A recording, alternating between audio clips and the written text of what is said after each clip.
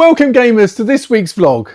This week's gaming for me has been dominated by one particular game that resulted in me getting an ultra rare platinum, plus I cleaned up all the DLC to get the 100% as well, so more of that in a moment. I'll give you a brief update on the Ultimate Trophy Hunters challenge and the new challenge I joined last week on True Trophies. Plus I'll be sharing my thoughts on games that I think would make good movies. So without further ado, let's get straight into it and take a look at that game that I've been playing this week. So with only one game being played this week, let's first of all take a look at all the trophies that I earned. So starting off last Sunday, I booted up The Escapist, and as you can see through the week, I went through earning all of the trophies to get the platinum on the 6th, and then went on to do the 3 different DLCs, which enabled me to get 100% in the game. That brings my overall platinum count to 309, and also my completion percentage is now up to 84.22. But let's take a closer look at the actual game and my thoughts on it. The Escapist is a fantastic retro-looking prison escape simulator that has elements of RPG, stealth, strategy and tactical, as well as some great comedy moments if you read all the various character speech bubbles. You assume the role of an inmate at one of 6 different prisons of ever-increasing difficulty and higher levels of security in the main base game, and there's also a bunch of additional themed prisons to escape from in the form of DLC, with 3 of them also having associated trophy lists. The goal of the game is obviously being able to escape the prison, and each one has a number of different ways to be able to achieve this. As your first days of imprisonment begins, your first task is to attend the morning roll call, which is one of 2 or 3 that takes place each day, and is the most important thing not to miss, otherwise the prison will go into a state of lockdown.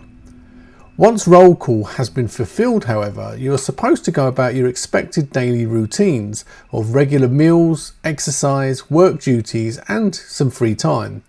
However, doing this will not help you to actually escape, so you'll need to instead use these times to start planning your escape method and sourcing the various materials you're going to need to put your escape plan into motion.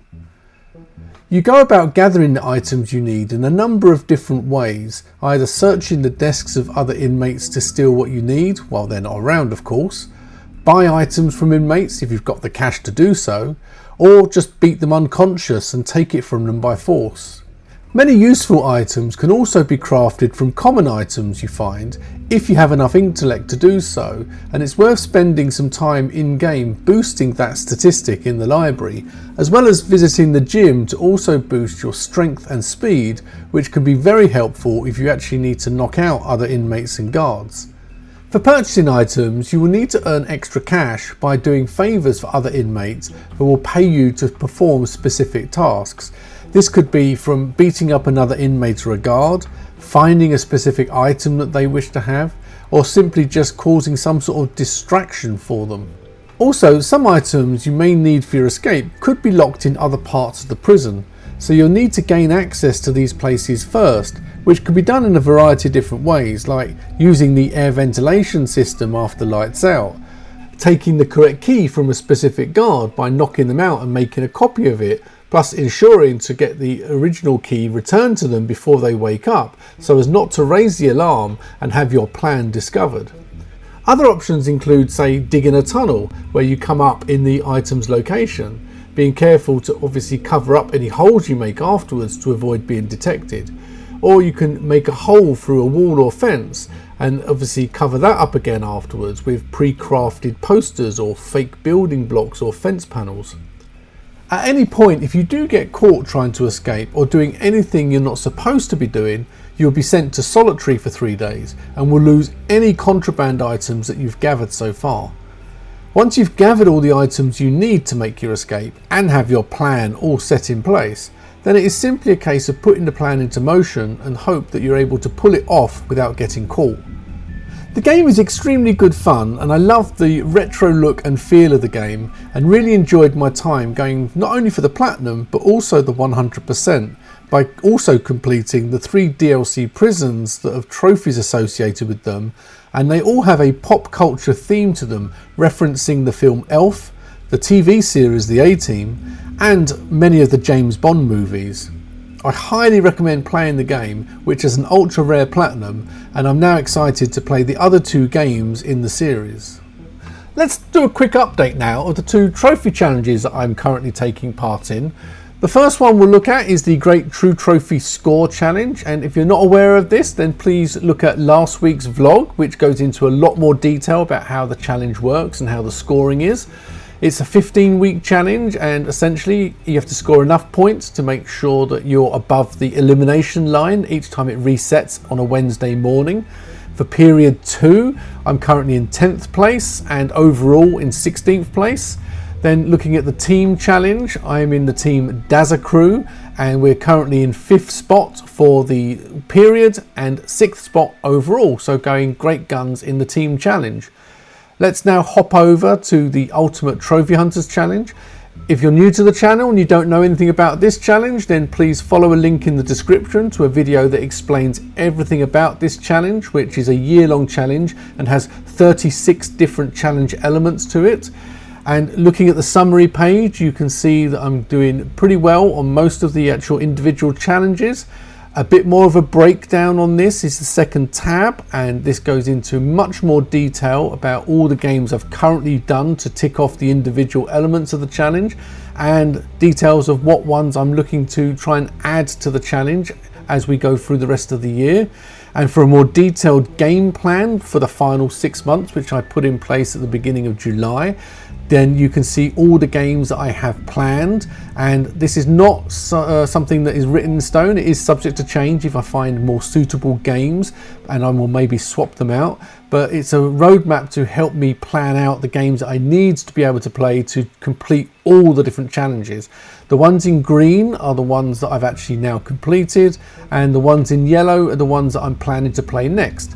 If you want to go through this in much more detail, then please feel free to click on the link in the description for the Ultimate Trophy Hunters Challenge spreadsheet, which is a view to everybody, and you can take your time to look at all the different stats and all the different games that I've completed so far and are looking to complete before the end of the year. I just want to take this opportunity to say a very big thank you to these gaming legends you can currently see on screen who are my Patreon supporters. Entry level Patreon costs less than the price of a cup of coffee every month, and all proceeds are reinvested back into the channel to help me improve. So far I've been able to add a ring light system and also this DJI lav mic, so I'll be able to be a lot more mobile with my content creation going forward. Also, you get access to my fantastic Discord community, so if this is something that you're interested, then please follow the link in the description for the Patreon. Now let's get back to the content. Regular viewers of the channel will know that I love my retro gaming and also love collecting physical media. And one of the systems that I really enjoy collecting for is the Evercade. I think it's a really fantastic and affordable way to build up a very big physical library of retro games, and they have some absolute classic retro games available in their library. And before the end of this year, there's a number of new carts that have been announced to be coming out, which I'm really excited for. With 2 coming out at the end of this month. One is a Neo Geo arcade collection, and also another Amiga, well, a modern day Amiga game called Roguecraft. Then in September, we've got 2 Taito arcade collections coming out. And then in October, there's 2 more Neo Geo arcade collections coming out. And then in November, there is a Rare Games collection coming out with games like Battletoad included. So absolute classics. And I do believe there is even more games still to be announced that will be coming out probably in December. So I'm excited to see what other games will be coming to the system, and excited to hopefully pick up all of these games before the end of the year. It's now that part of the vlog where I answer some questions from my Discord community, with the first question this week being asked by Diffident Duck, and that is, which games would you like to see adapted into films or TV programs?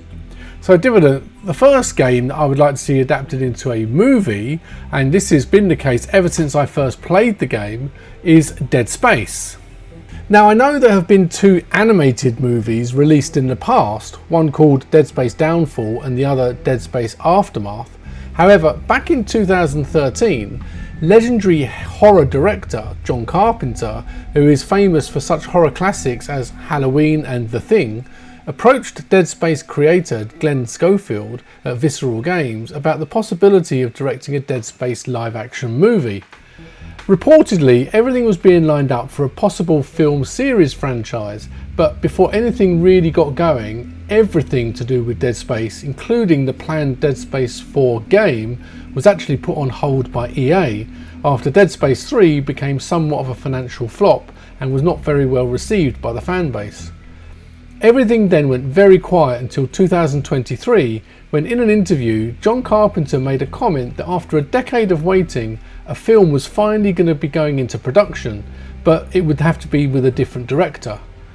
Not much is known about this film, however, and there are persistent rumours that it's going to be another animated film, which, if that's true, for me is very disappointing, as I strongly believe there is so much potential for a live-action film if it's done right, and although it's unlikely to now ever happen and be directed by John Carpenter, we can at least live in hope that one day we do get to see a live-action film being made, and my pick for director would be Fede Alvarez, who directed the Evil Dead remake as well as the more recent Alien Romulus, and I specifically like his practical special effects over CGI where possible approach, as I really think that would be much suited for the Dead Space franchise. So that's my first pick. So the second game that I would like to see is one of my all-time favourite PS4 games, and that is Bloodborne. Now when it comes to movies, then you probably already guessed that I'm a real horror fan and that horror is my most favourite genre, and I particularly love gothic horror. The Victorian style setting of Old Yarnham would make for such an atmospheric film, and the potential to follow the story of a hunter as he battles through the night of beasts is just so appealing to me. The story doesn't even have to be very deep and could be something very simple, like the hunter is hired to enter Old Yarnham to rescue somebody. For me, the best werewolf film that was ever made is still An American Werewolf in London, and in my opinion, Rick Baker's practical werewolf transformation scene has never been bettered in over 44 years since that film came out, and I think it's high time someone finally gave us something that surpassed it, and what better contender to do this than to make a movie out of Bloodborne. So that would be my second pick. The third game I would love to see made into a movie is another classic survival horror game, and that is The Evil Within. If you've never played this fantastic game, then I really urge you to do so. The plot follows Crimson City Police Detective Sergeant Sebastian Castellanos, who, while investigating the scene of a brutal mass murder at Beacon Mental Hospital, is suddenly thrown into a world of complete and utter horror, and one that I believe would have the potential to transpose extremely well onto the big movie screen. I really don't want to say too much more about the story here, as I do plan to play through it again, as I already have the Platinum on the PS4, and I will be playing through on the PS3 as part of my Ultimate Trophy Hunters Challenge, and so I'll include a full review of the game when I play it later this year. So being that the previous three picks have all been from the horror genre, I think I'd mix it up a little bit now and go for a fourth pick from a different genre, and I'm going to go with a science fiction genre. And if you know anything about me and have been a regular watching my channel, then you probably won't be at all surprised that the game in question I'd like to see made into a movie is Elite. Now, I should say it's probably not actually Elite as such, it's the Elite universe, but the movie I would like to see is based on the novella that came with the original game in 1984 called The Dark Wheel. So I really think that this would be a really compelling story to be able to tell in movie format. So if you don't know, the Dark Wheel story sets the mood and atmosphere for the Elite game, covering combat encounters as well as trading between different systems, and also describes what it really means to become one of the Elite. The basic storyline is about a newly qualified pilot, Alex Ryder, and follows his journey of discovery in the Elite universe, Alex survives a brutal attack in space which destroys his ship and kills his father, thus starting him on a quest to find out why his father was attacked and who did it. Alex soon learns that his father was much more than a simple trader and starts to uncover tales about a legendary organisation known simply as the Dark Wheel.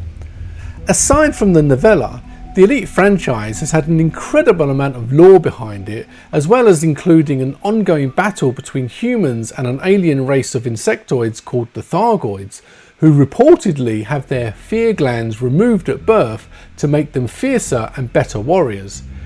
I think it would make for a really engaging and interesting science fiction movie, and I would love to see all those iconic ships from the Elite franchise given that big screen movie treatment. It would be an absolute indulgence and treat for me. So Dividend Duck also had another question this week, which is kind of a reverse to the question I've just answered, and that is, what movies or TV programs would I like to see made into games? And I got a very cheeky answer to this, and that is, you need to wait until next week's vlog before I answer it. Yep, I'm going to keep you hanging on until next week before you can find out what movies and TV programs I would love to see made into a game.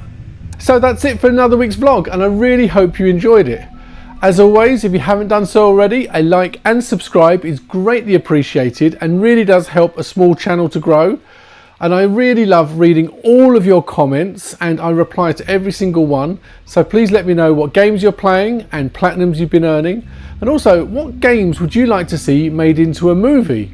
And don't forget to check in with next week's vlog to find out my answers to the reverse of that question, to find out what movies I would like to see made into games.